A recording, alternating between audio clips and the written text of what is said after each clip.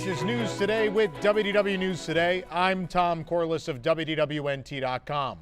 Please like this video, subscribe, and hit the notifications bell to make sure you never miss the latest from the Disney theme parks all around the world. Coming up in a moment, the news for September 3rd, 2025. But first, the Gertie cam. There she is. The camera got farther away. I don't know. Either way, there's Gertie. She's 8 feet tall. She's 10 feet long. She's ready to brighten up your holiday season. We have sold, like I told you, there's 1,000 of these. We are now over the 600 mark. So we are more than halfway there. And once we are out, that's it for this year. We may make them again. We may not. We don't know. But at the very least, they are about 60, I'd say like 62% sold at this point. So get her now if you want her for this holiday season. And if not, you may have to wait, or we may never do it again. It's undecided at this point. But I do want to talk about, we made this announcement on Monday. Another dinosaur-related announcement. Here we go. Let's play our little ad.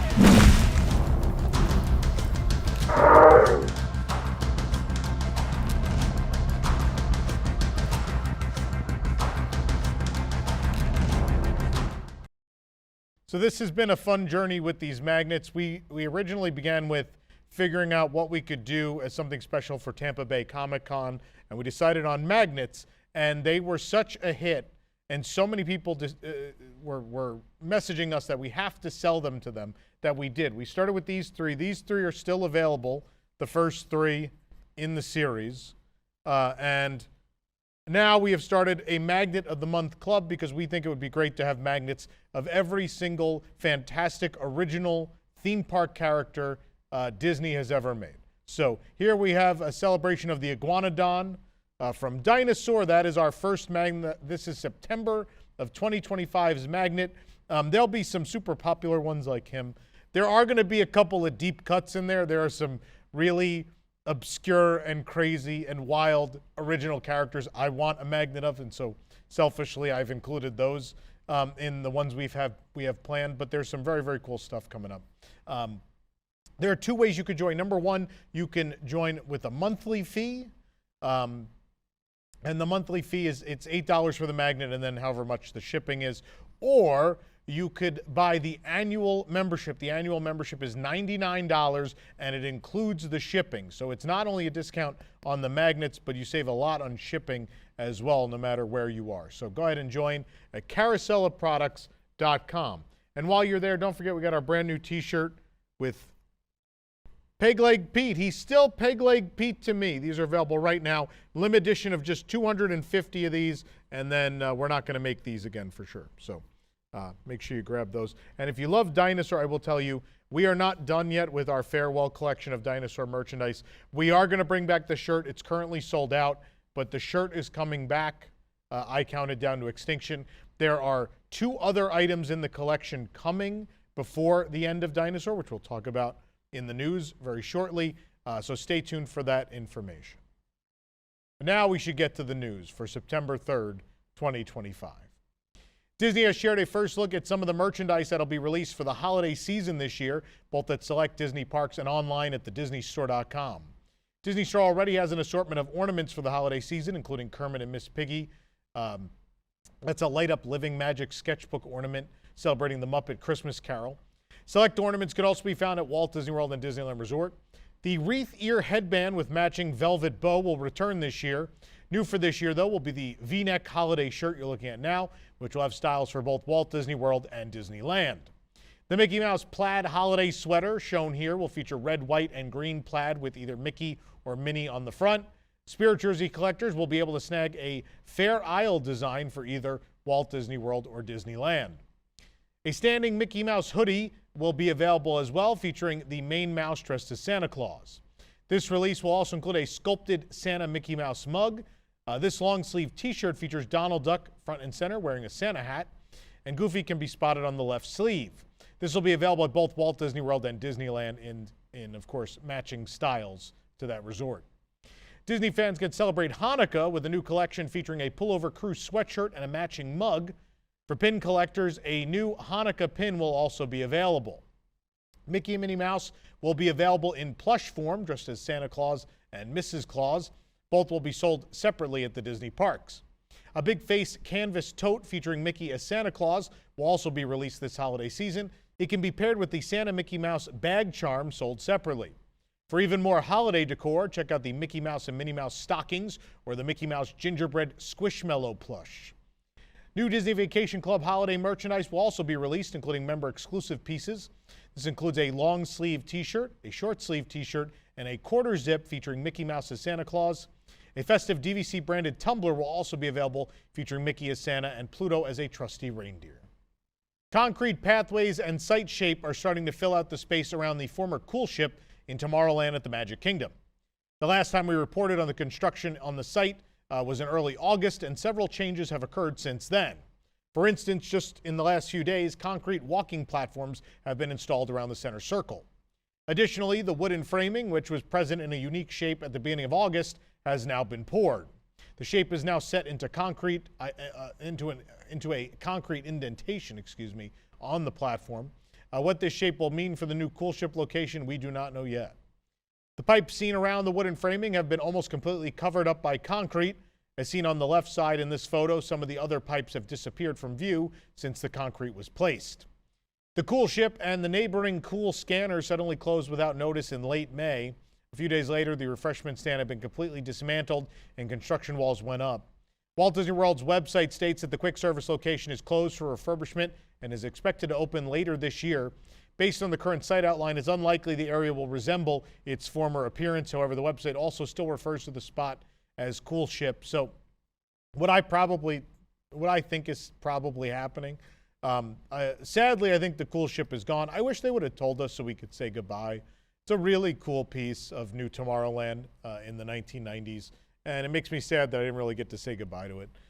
But either way, something new is going in this place, and Disney, I swear, if this new kiosk is not visually interesting, I don't know what to do with you anymore. I really don't.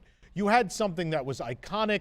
It had theme and character and personality, and it was just something that it really brightened up the space. It was something people look forward to seeing. So if you don't have something as visually interesting as a big rocket ship and a mister and just the whole architectural language of this kiosk was really neat. It really fit new Tomorrowland. So please, I'm praying, I know we're in the 2020s, but please let this in some way be nearly as visually interesting as what it replaced.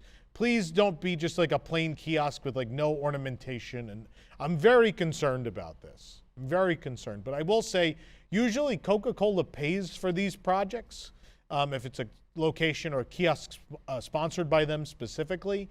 And so I will say, when Coca-Cola's money's at play, usually good things happen. So I'm hoping Coke wanted something pretty cool, and that's what we're going to get.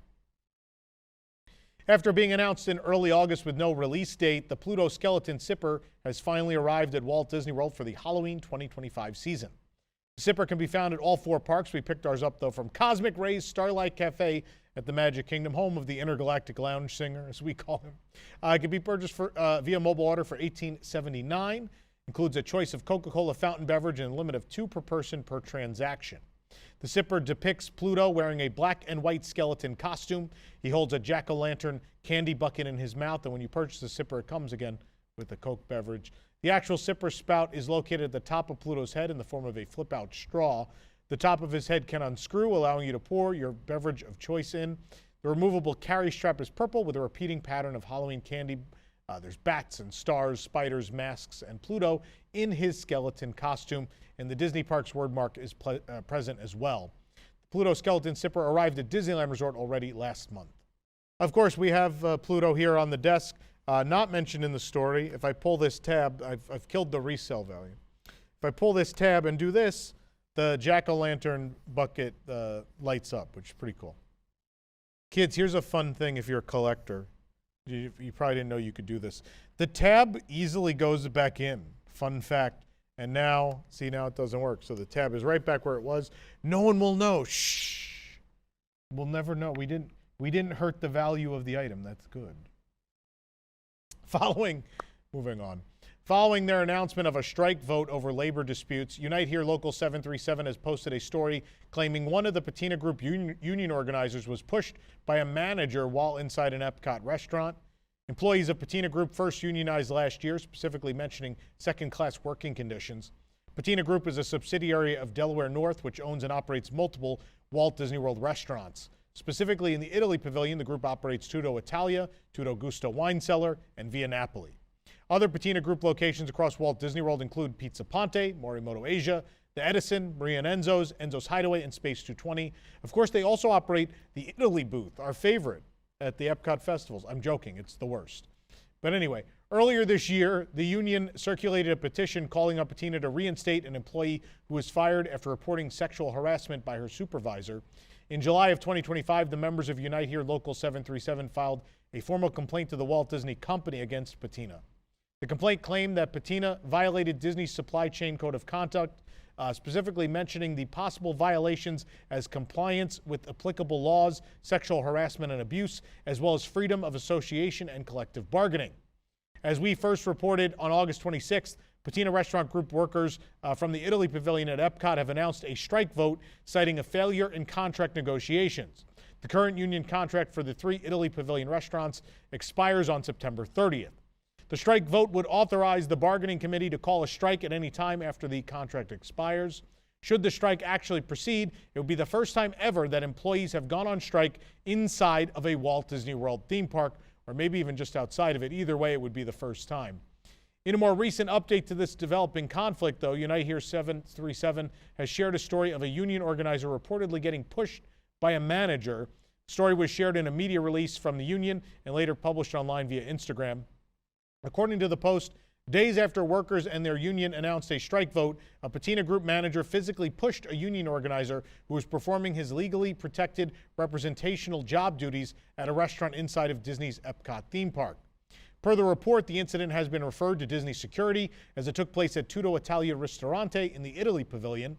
The union organizer in question was Wesley Theophin, who shared a brief statement regarding the incident. Quote, "It is so important for me that the Haitian workers in this kitchen are respected at work.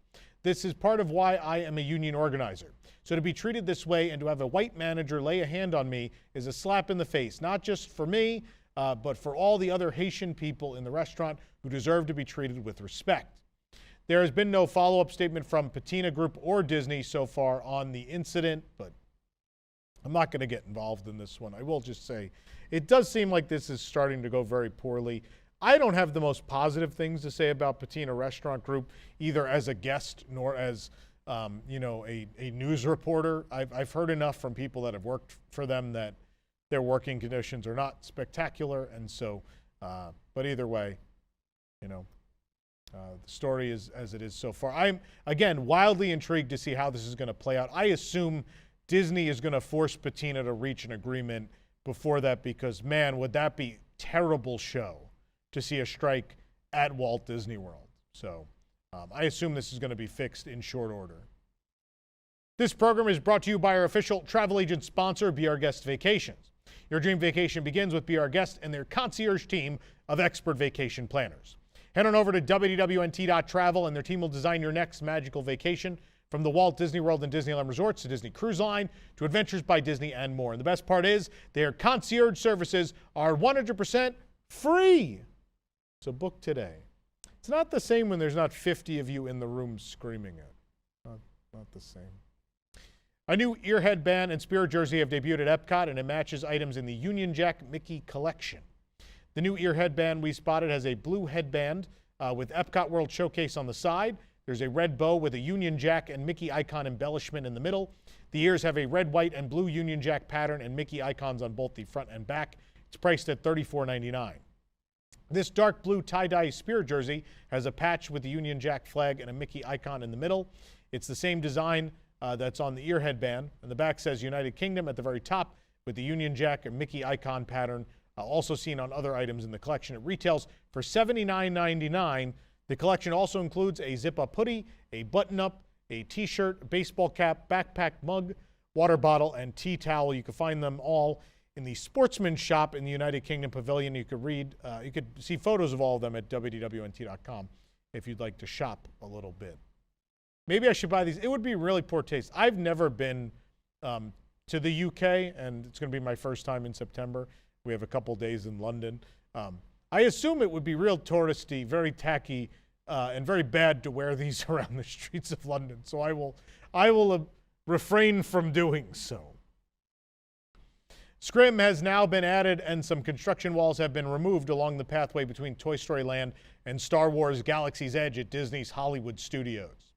Disney recently installed construction barriers near the exit and entrance of Toy Story Land that leads towards Galaxy's Edge. As you walk from Galaxy's Edge to Toy Story Land, the construction walls are on the left side. Those have been up for quite a while now. Now there's a green scrim on the right side. It blends in with the bushes and plants, so you can't really see it unless you're looking for it. In addition, crews also removed a small portion of construction walls right next to the scrims. Now there are ropes that surround temporary flooring that lays on top of a portion of the concrete to keep guests from entering this area. It's possible some concrete work needs to be done. This is a weird project. It's fishy to me. I've watched enough Disney construction that it could just be a pavement project, but I don't know. It just seems, this whole thing seems awfully fishy. We've still got those tarps up at Woody's Lunchbox. Like, they finished the seating area, but there's still green tarps and work going on behind the seating area. Then there's this happening over here. I get the feeling that they're all connected in some way. I could be wrong, but something fishy's going on. The Boneyard at Disney's Animal Kingdom is now permanently closed to make way for the Tropical America's Land. Its last day of operation was September 1st, 2025. The area closed with the rest of Disney's Animal Kingdom at 6 p.m. that day, the park's normal operating hours. Several cast members and some Disney security personnel were present at the time of the closure, but there were no major celebrations to mark the occasion. The Boneyard was an open-air space designed to look like a dinosaur dig site, intended for children ages 10 and under. The area included an actual dig site with faux dinosaur bones covered in rocks.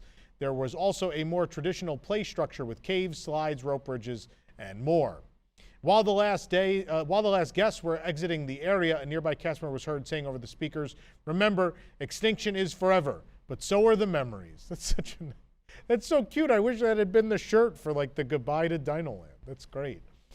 If you'd like a deep dive into all the hidden details of the Boneyard Fossil Fun site, you could check out our article on WDWNT.com. We also have a very good video tour right here on the channel that you can watch. Of course, the first phase of DinoLand's closure took place in January of 2025 when Chester and Hester's Dinorama closed. This area included Triceratops Spin, the Fossil Fun Games, and Chester and Hester's Dinosaur Treasures. While the latter's building remained standing to be repurposed for the new land, the rest of Dinorama was destroyed. Closure of the Boneyard was phase 2, and now Disney has announced the third and final phase of DinoLand's closure. What's left of DinoLand USA will close forever on February 2nd, 2026, with the final day of operation being February 1st. This closure will include Dinosaur, Restaurantosaurus, and of course the Dino Institute gift shop. The closure will also affect other aspects of the land, including the relocation of character meet and greets. Details on these new locations will be shared at a later date, but the meet and greet characters that will be on the move will be Donald Duck, Chip and Dale, and Daisy Duck. Their new locations, again, not yet confirmed, but they will be somewhere new starting February 2nd. Currently, guests can meet Donald Duck in DinoLand USA near Restaurantosaurus. He previously met at the gas station near Chester and Hester's Dinosaur Treasures. Chip and Dale can be found in the Upper Cretaceous Trail, while Daisy Duck has moved back to her original spot on the lower part of the trail. And during Cool Kids Summer, guests could encounter the fashionable Daisy Duck inside Restaurantosaurus for Daisy's Dig. While character meet and greets won't be relocated until the land is completely closed, the Wilderness Explorers station in DinoLand USA has already been relocated. Construction walls, rolling hedges, and scrim now block off most of the land, including that Wilderness Explorers kiosk, but guests can still get their DinoLand badges. A new Wilderness Explorers station has been set up in the shade near the exit of Dinosaur, the last remaining DinoLand attraction. Here, guests can earn both their fossil badge and their dinosaur badge. The activities remain the same, and the Wilderness Explorers booklets have not changed. Now that the Boneyard is closed, a new guide map for Animal Kingdom is available as well and completely removes the attraction from DinoLand USA. The front cover of the map features the goats seen on Kilimanjaro safaris. I love them. This is like my favorite map cover ever. They're so cute. As usual, the first fold, titled Alive with Magic, features various offerings available at the park, including Rafiki's Planet Watch, Animal Trails, the shows, Wilderness Explorers, and more. In addition, there's a small blurb about this year being the last to visit DinoLand before it goes extinct. The back panel of the guide map includes park rules and details on payment options. And upon unfolding the map completely, you can see that DinoLand USA is mostly represented by trees, with only Dinosaur and Restaurantosaurus remaining. This is a crazy looking map right now. Just a lot of green, a little path, and then this one section of buildings. It's neat. This is a cool map because it marks a very distinct moment in the park's history. Because again, by February, the map will change again, and that whole section of that whole lower right-hand corner of the map will just be nothing. However, what the new guide map won't show is that the walk to Dinosaur is a long one, with walls of construction creating a maze. That long maze of construction walls now leads all the way to the back of what's left of DinoLand. It took us about 3 minutes to walk the entire route of walls yesterday morning. Of course, DinoLand USA is being reimagined as the Tropical Americas Land, which will open in 2027 with a brand new Encanto ride. The attraction storyline will be Antonio receiving his gift of speaking with animals. Dinosaur will become a new version of Indiana Jones' adventure. Indy goes into an ancient Mayan temple to investigate stories of a mythical creature. And meanwhile, Pueblo Esperanza will be the land's fictional village and will include a carousel of carved Disney animal characters. Plus, there will be a new playground that will replace the Boneyard, at least in spirit. No details on that playground just yet. With the closing date for DinoLand announced, which includes Restaurantosaurus, Harambe Market in Animal Kingdom will shift its menu to accommodate guests. Harambe Market will shift its menu to begin offering hamburgers, chicken nuggets, and other typical American fare starting early next year. The dining venue will close for refurbishment sometime this winter to prepare for that new menu. This is crazy. Harambe Market is it's an incredibly beautiful space. It is very thematic. You are in Africa. And look, I will tell you, when Harambe Market opened, that menu was so unique and interesting. I love it. I miss that original menu so much. Now, that being said, you can't really operate a Disney theme park without chicken nuggets and hamburgers. So this is, at least for the next couple of years, while this construction is happening, this will be going on. I say at least because here's the thing. Do hamburgers and chicken nuggets make sense in the tropical Americas? I don't know that they do. They might, out of necessity, have to have them at the new restaurant that's replacing Restaurantosaurus. That is a question we will answer at a later date. But it'll be weird to sit at Harambe Market with hamburgers and chicken nuggets, but I'm going to do it. Just to say I did it. Just say I sat there and ate chicken nuggets in Harambe. It must be done. You know, it will be the second weirdest thing I've eaten sitting in that seating area. The first would be the poop brownies. And only the real ones out there remember the poop. I think they lasted a week. When Harambe Market opened, that's also when Zuri's Sweet Shop across the way opened. And when Zuri's opened, to be very in theme, they introduced brownies that looked like animal droppings. And there were several varieties of these animal dropping brownies. And it was one of the most memorable reviews of my entire career. I thought they were great. I thought it was an insanely genius idea. And they sold really well that first week. I think someone in legal or something was just like, guys, you can't serve the guests things that look like poop. You can't. And they went away, and it makes me sad. So either way. Now I'll go from eating poop brownies to food that's just okay at Harambe Market. Meanwhile, Kali River Rapids will adjust its usual winter refurbishment schedule due to the impending closure of DinoLand, which of course will include dinosaurs, so the park will be down another attraction. So Kali River Rapids will be closed from October 6th of 2025 and is expected to reopen in December of 2025. Usually they do this refurbishment from like January to March. They've decided not to do that because they know they need stuff for people to do. It's going to be a real rough year and a half, 2 years at Animal Kingdom when Dinosaur closes. Because, man, they lost, Primeval World. Not that I like Primeval World. It was a piece of garbage. But you lost Primeval World in 2020. You lost Triceratops Spin earlier this year. You're losing Dinosaur now. You're going to lose the capacity of the playground. You're losing all this capacity. Thankfully, November 7th, we got the Zootopia show opening, so that'll help a little bit. But, wait times at Animal Kingdom are absolutely going to be affected by this project. It is undeniable.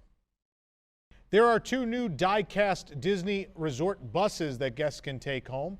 We found these in a multitude of places, at Riverside Depot at Animal Kingdom, Mickey's of Hollywood at Hollywood Studios. They'll be all over property, but I know a lot of people, including my father, like to collect these, so I want to talk about them. So now they have a replica of the Mickey Mouse Disney Transport bus at $17.99. You see, they've also changed the packaging, so all the buses no longer come on a cardboard card with a plastic sort of shell on them. They're now in an open package, which is interesting because these scratch easy, so hopefully they're holding up all right out there.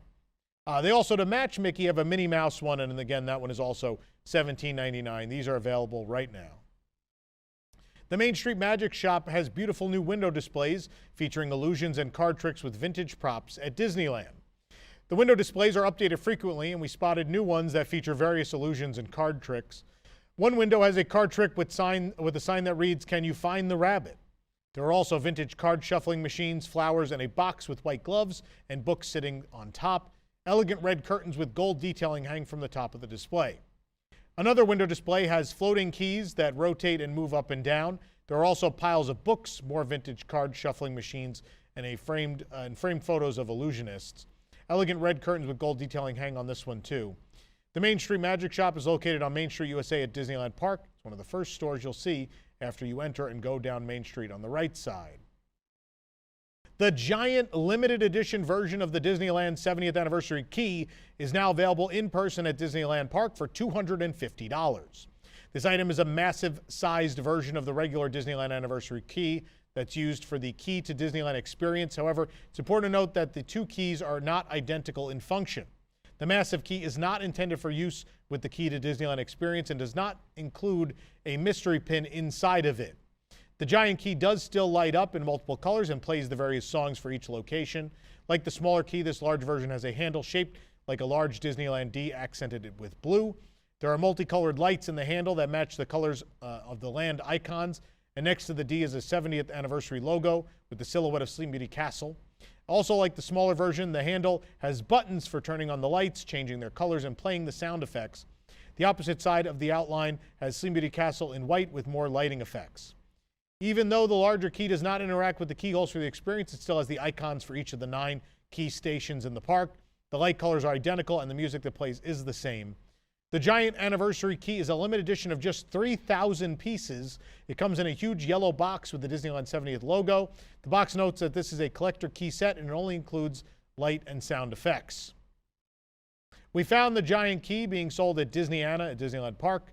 That's where you can find it. And we'll find out if I can get this home. It's probably bigger than a carry-on is supposed to be, and it probably doesn't fit in my check bag.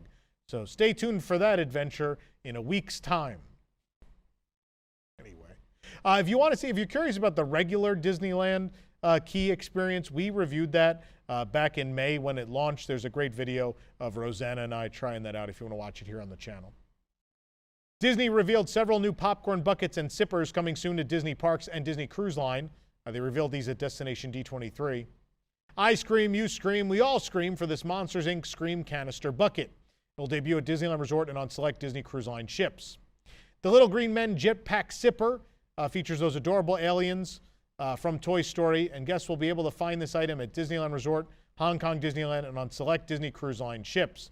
Of course, we already found it at Hong Kong Disneyland back in June. I showed you guys this already. It's really cool. I love the light feature. There's a solid light, but also there's an animated light that makes it look like he's blasting off.